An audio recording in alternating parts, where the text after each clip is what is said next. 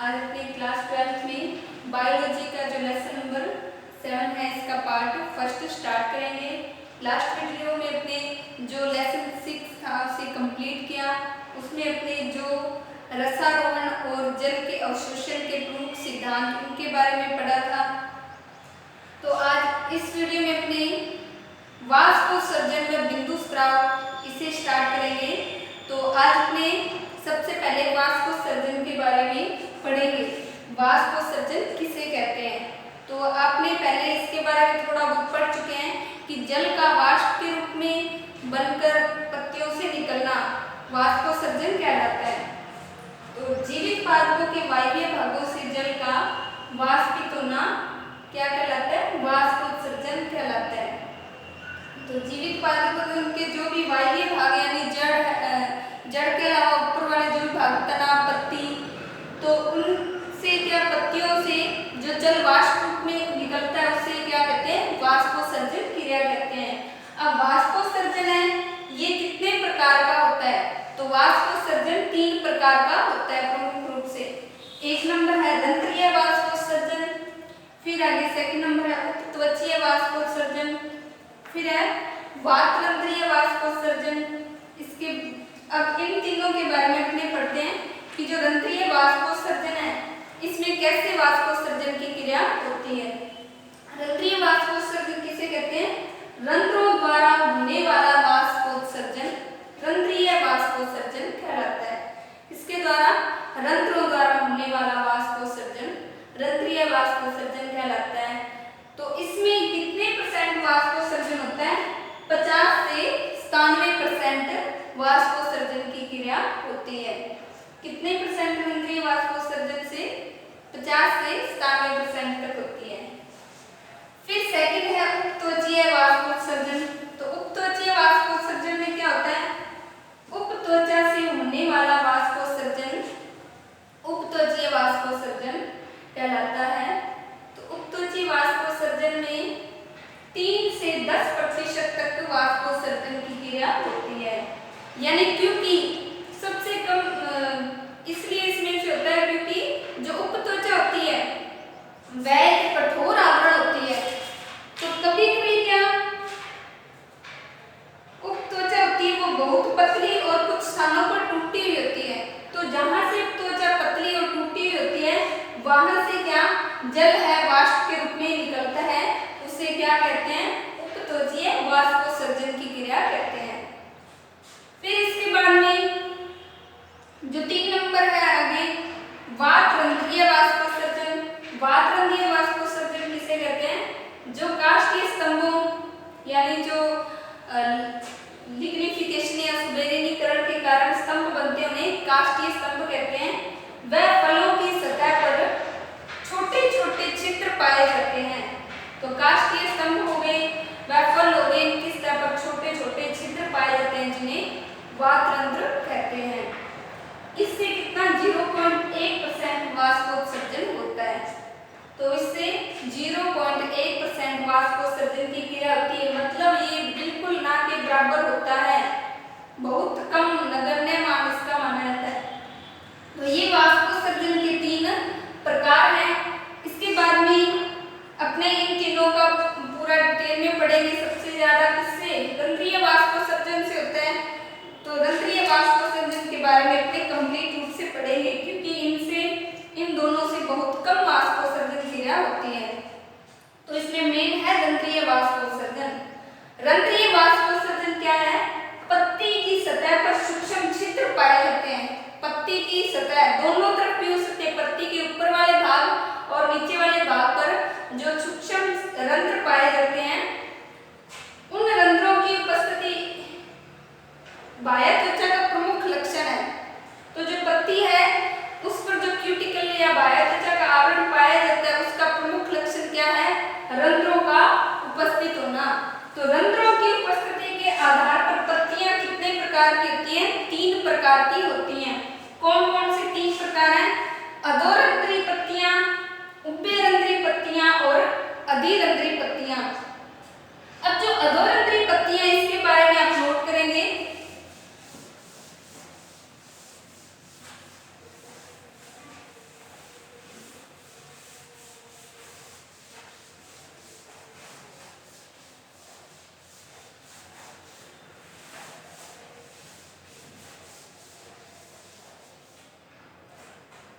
एक नंबर है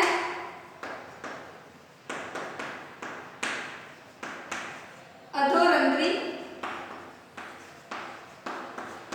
पत्तियां।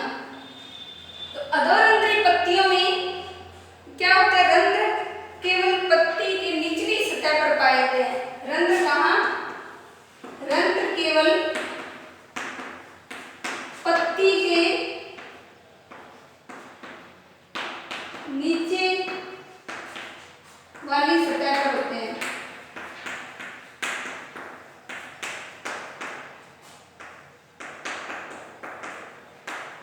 इसलिए इसे क्या कहा गया, अधोरंध्री पत्तियां कहा गया।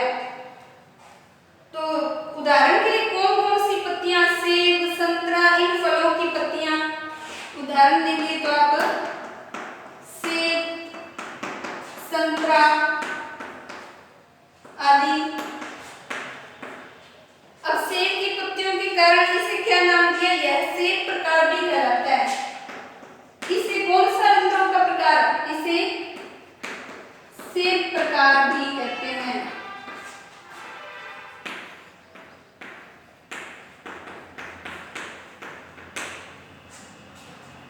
अधोरंध्री पत्तियों में रंध्र पत्ती की निचली सतह पर पाए जाते हैं।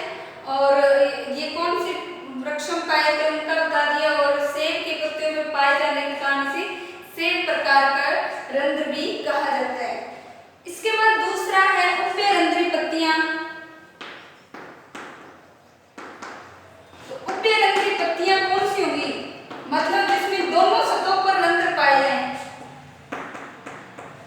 पत्ती के दोनों सतहों पर रंध्र का पाया जाना क्या कहलाता है, उभयरंध्री पाया जाना उभयरंध्री प्रकार कहलाता है।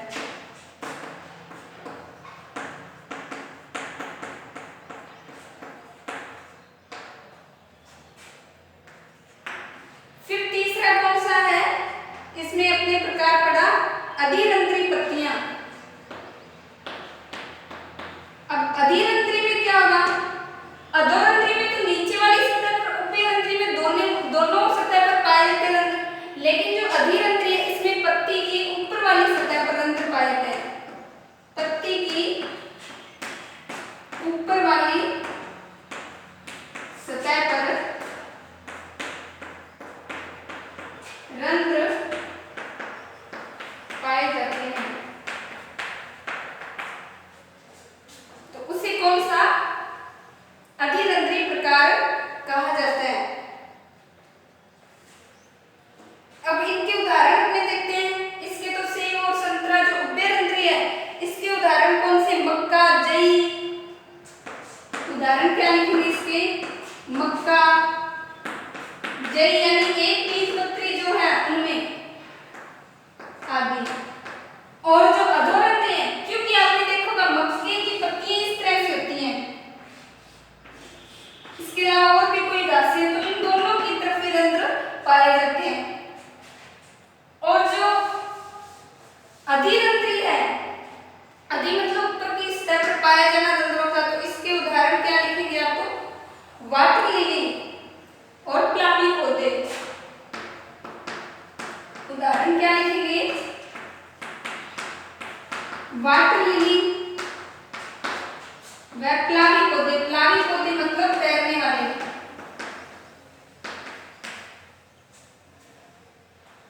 ये अधिरंध्री प्रकार है। तो ये रंध्रों की उपस्थिति के आधार पर पत्तियों के प्रकार थे। अब जो रंध्र है वो किस तरह का दिखाई देता है, रंध्र की संरचना के बारे में अपने पढ़ेंगे। तो लिखेंगे, हेडिंग डालेंगे, रंध्र की संरचना। तो अपने रंध्र की संरचना के बारे में नोट करेंगे कि रंध्र किस प्रकार का होता है, क्या कौन से भाग होते हैं।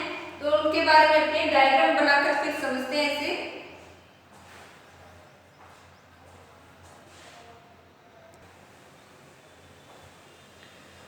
अब जो रंध्र है वो रंध्र आपको किस तरह से, इस तरह से पत्ती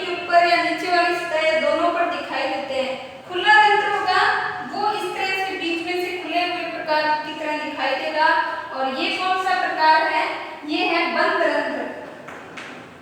बंद रंध्र। खुले रंध्र में वाष्पोत्सर्जन की क्रिया होती है और बंद रंध्र में क्या वाष्पोत्सर्जन क्रिया नहीं होती। अब रंध्र की संरचना में देखेंगे तो बीच वाला भाग होता है, ये क्या कहलाता है, रंध्र। इसे क्या कहते हैं, रंध्र।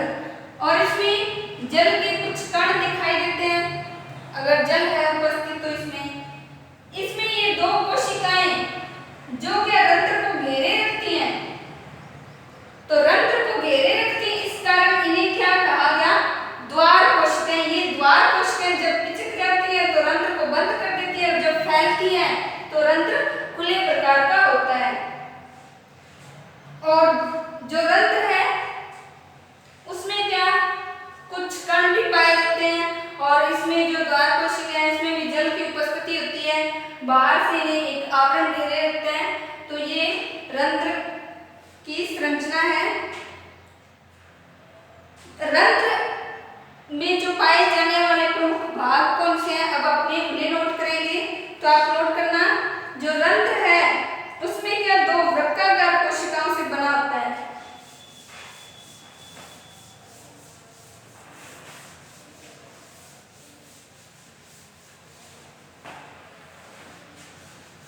रंध्र किस प्रकार का होता है, रंध्र दो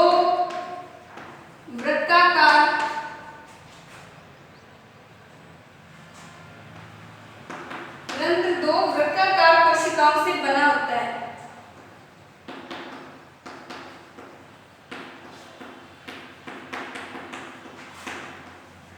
जिन्हें क्या कहते हैं, वृत्ताकार कोशिकाएं। कौन सी है इसमें, किडनी के समान दो कोशिकाएं ये दिख रही हैं, इन्हें क्या कहा जाता है, इस वाले भाग को और इस वाले भाग को क्या कहते हैं, अपने वृत्ताकार कोशिकाएं।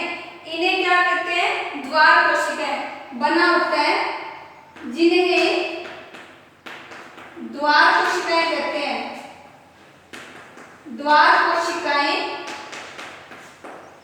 कहते हैं। ये हो गया प्रमुख भाग। इनके बीच एक छिद्र होता है जिसे रंध्रीय छिद्र कहते हैं। इनके बीच एक रंध्रीय छिद्र होता है। रंध्रीय छिद्र होता है, ये रंध्रीय छिद्र हो गया।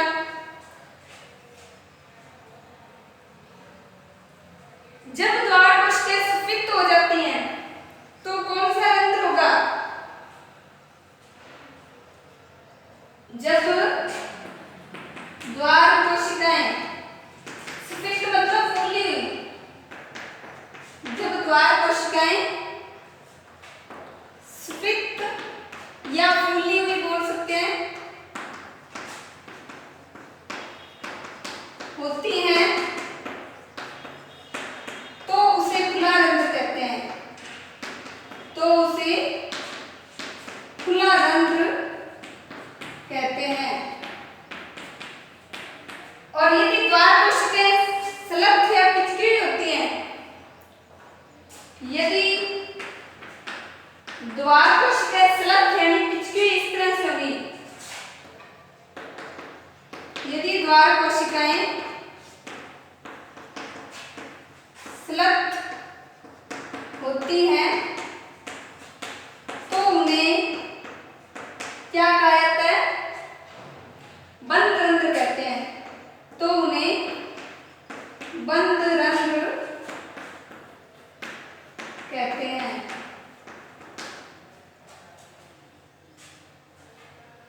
तो ये वाला खुले रंध्र का डायग्राम और ये बंद रंध्र का, इसमें द्वार कोशिकाएं पिचकी हुई दिखाई दे रही है। द्वार कोशिकाओं के चारों ओर बाह्य त्वचा की कोशिकाएं होती हैं। द्वार कोशिकाओं के चारों ओर बाह्य त्वचा की कोशिकाएं होती हैं।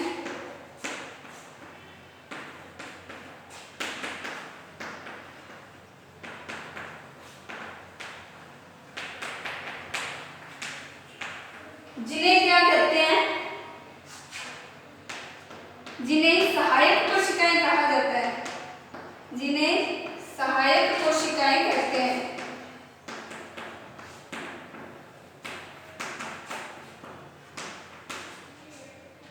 तो ये अपने रंध्रों की संरचना के बारे में पढ़ा है। तो आज अपने इसमें क्या रंध्र किन किन सतहों पर पत्ती के पाए जाते हैं, यानी रंध्रों की उपस्थिति के आधार पर पत्तियों के कितने प्रकार होते हैं उनके बारे में पढ़ा।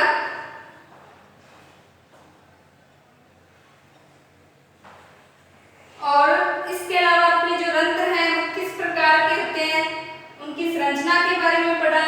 तो आज जितना पढ़ाया उसे आपने क्या नोट करना है नोटबुक में और रिवाइज करना है। नेक्स्ट वीडियो में अपने जो रंध्र हैं उनकी गति की क्रियाविधि पढ़ेंगे कि रंध्र किस प्रकार खुलते हैं और किस प्रकार बंद होते हैं। तो इसे अपने नेक्स्ट वीडियो में पढ़ेंगे। Thank you.